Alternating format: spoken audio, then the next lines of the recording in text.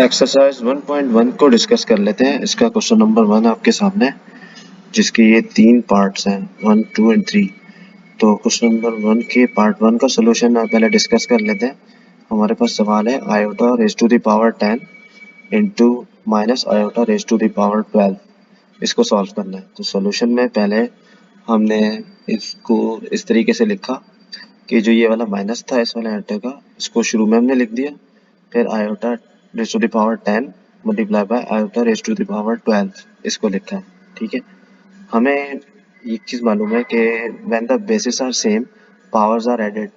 तो बेस हमने आयोटा की नीचे सेम रखी और पावर्स जो ऊपर इन दोनों की थी 10 और 12, उनको ऐड करा दिया और माइनस का साइन शुरू में इधर ऐसे ही रहने दिया। तो आयोटा के साथ हमने इन दोनों की पावर्स को ऐड किया, तो ऐड करके हमारे पास आ गया माइनस वैसे ही रहा iota raise to the power 22। ठीक है, अब हमने 22 को इस शक्ल में लिखा अपनी आसानी के लिए कि आयोटा स्क्वायर अंदर रहा और बाहर हमने रख दिया 11। 11 को 2 से करें तो 22 ही बनता है, इसलिए हमने इसको इस तरीके से लिखा। और इस तरीके से हमने इसलिए किया क्योंकि हमें अपने पास ये मालूम है कि आयोटा स्क्वायर बराबर होता है -1 के। ठीक है, तो आयोटा स्क्वायर की जगह हमने इसमें -1 उतारा, ये शुरू का माइनस वैसे ही रहा और पावर बाहर 11 आ गई। ठीक है, अगर ये हमें पता है कि 1 की पावर इवन नंबर में है तो आंसर जो है वो प्लस में आता है, यानी +1 आएगा। और -1 की पावर कभी भी अगर ऑड नंबर है जैसे कि 11 है तो वो पावर जो है -1 को -1 ही रहने देता है। तो ये -1 नीचे ऐसे उतर गया, तो अंदर वाला माइनस और बाहर वाला माइनस को मल्टीप्लाई कराएंगे तो +1 हो जाएगा, तो उसका आंसर बन गया 1।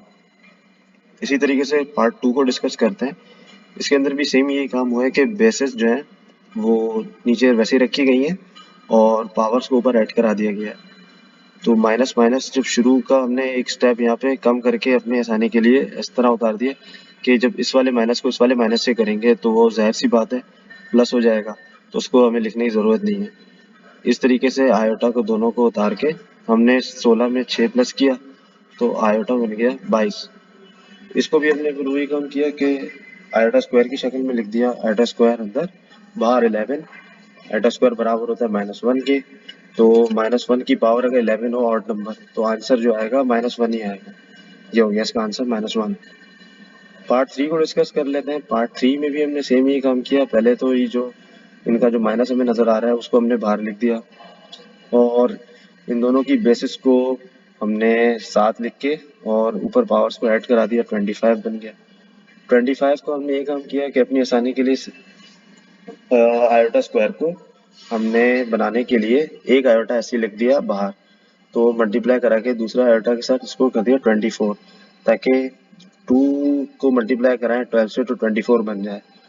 तो ये आयोटा बाहर वैसे ही रहा, नीचे उतरा, ये iota square multiply by multiply नहीं होगा, इसकी पावर है 12। ठीक है, तो आयोटा स्क्वायर बन गया -1 नीचे। और इस बार अभी हमने ये देखा कि इस बार -1 की पावर है इवन नंबर यानी कि 12। तो अगर -1 की पावर अगर ये हो इवन नंबर तो आंसर आएगा प्लस में। तो ये माइनस आयोटा इधर वैसे ही उतरा और ये वाली जो चीज़ है ये बन गई +1। तो +1 को माइनस आयोटा से मल्टीप्लाई करेंगे तो आंसर माइनस आयोटा ही आएगा, इसलिए इसको हमने आंसर यहाँ लिख दिया।